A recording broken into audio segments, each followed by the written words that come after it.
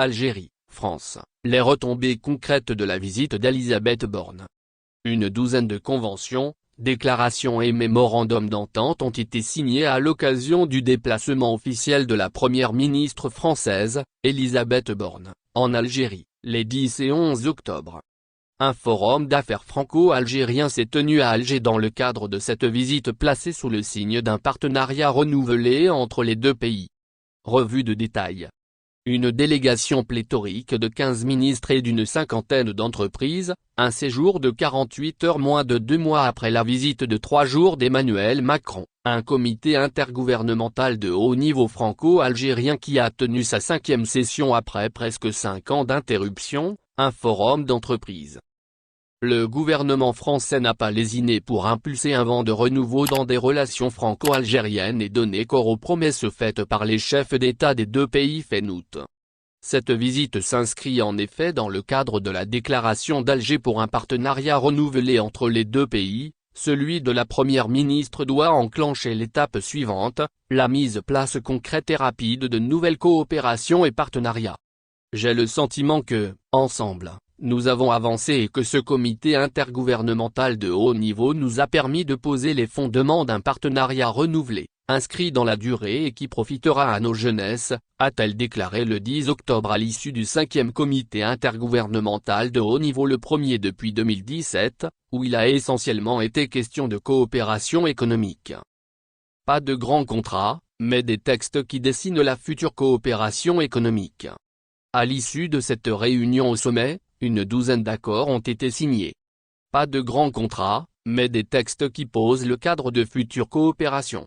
Parmi eux, le ministre de l'Agriculture et du Développement rural, Mohamed Abdellafi Deni, et son homologue Marc Fesneau, ministre de l'Agriculture et de la Souveraineté alimentaire, ont signé un accord de coopération dans le domaine agricole, le développement rural et l'industrie agroalimentaire. Une déclaration d'intention sur la coopération industrielle et technologique a été signée par le ministre de l'Industrie Ahmed Zagdar et le ministre de l'Économie Bruno Le Maire. Le tourisme a également fait l'objet d'une déclaration d'intention de la part du ministre du Tourisme et de l'Artisanat Yassine Hamadi et de son homologue française Olivia Grégoire.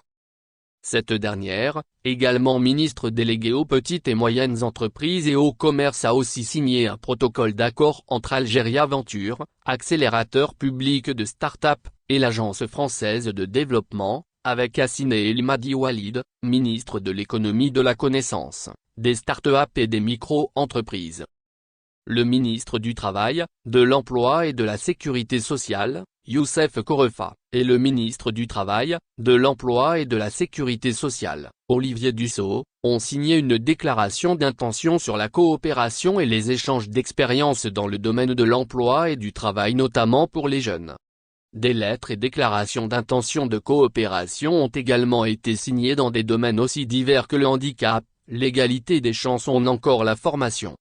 Les instituts des sciences et technologies appliquées ont fait l'objet d'une déclaration d'intention et le réseau mixte des écoles d'une convention cadre.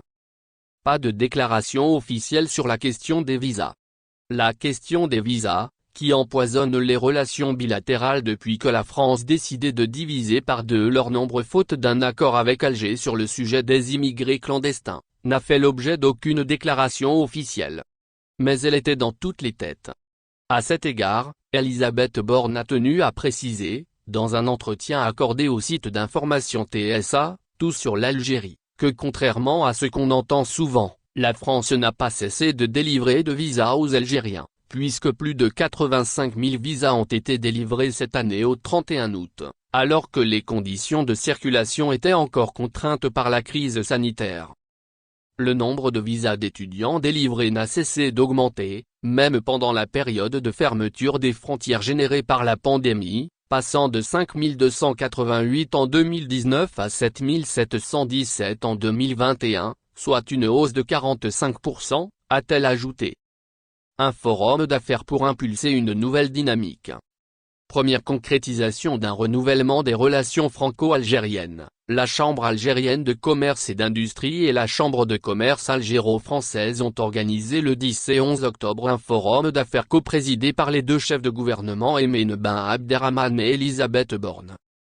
Destiné à faire se rencontrer hommes et femmes d'affaires des deux côtés de la Méditerranée, il s'est articulé essentiellement autour des opportunités dans l'agroalimentaire, le machinisme agricole, la transition énergétique et les énergies renouvelables, les équipements et industries pharmaceutiques et parapharmaceutiques, les industries de transformation et la sous-traitance, ainsi que le climat des affaires dans les deux pays.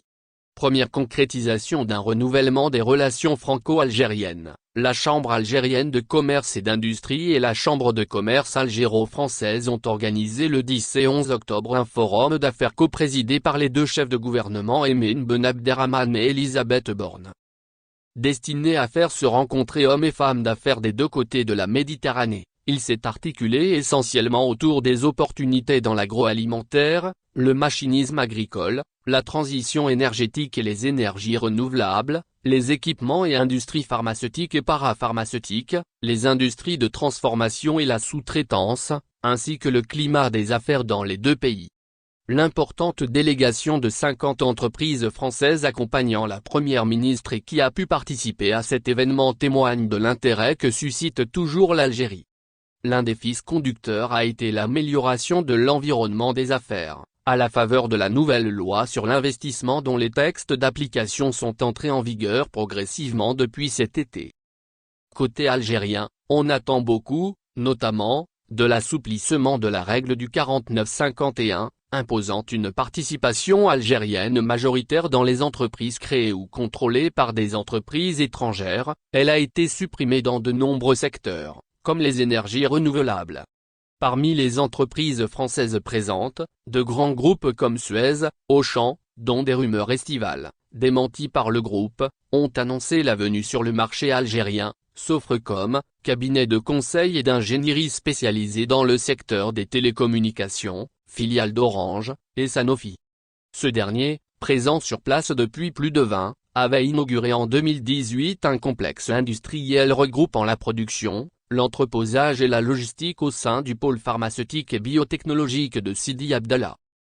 Quelques PME étaient également du voyage dont General Energy, optimisation énergétique, Neo-Eco, économie circulaire et traitement des déchets, et Infinitorbi, une start-up spatiale née aux États-Unis et installée à Toulouse pour développer des nanosatellites.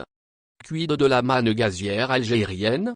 Le sujet du gaz n'était pas au programme de cette visite officielle mais il demeure incontournable. L'approvisionnement en gaz, dont l'Algérie est le 10e producteur mondial, demeure en effet une question cruciale pour les économies européennes depuis le début de la guerre en Ukraine. Il n'avait pas été abordé officiellement lors de la visite d'Emmanuel Macron, même si Catherine MacGregor, la directrice générale d'Engie était du voyage. Le sujet a cette fois été abordé par Elisabeth Borne. Il faut rappeler que le gaz ne représente que 20% du mix énergétique français, a-t-elle souligné à nos confrères de TSA. La France dépend donc moins des importations en gaz que d'autres pays européens. Dans cet ensemble, l'Algérie représente environ 8 à 9% du total de nos importations en gaz.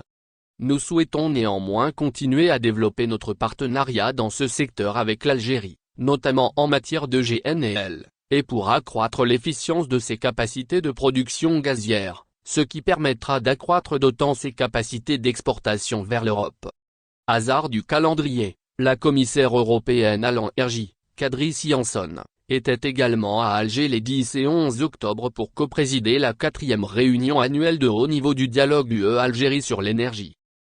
Courtisée par les gouvernements européens inquiets pour leurs réserves de gaz à l'approche de l'hiver, l'Algérie, elle, préfère insister sur la nécessaire diversification de son économie. Le Premier ministre Emin Ben Abderrahmane a ainsi appelé son pays à sortir de la dépendance aux hydrocarbures et attirer des investissements étrangers, notamment dans l'agriculture, la production de médicaments, les énergies renouvelables et les infrastructures. Autant d'opportunités pour les entreprises tricolores. Merci de bien vouloir activer la cloche et de cliquer sur j'aime.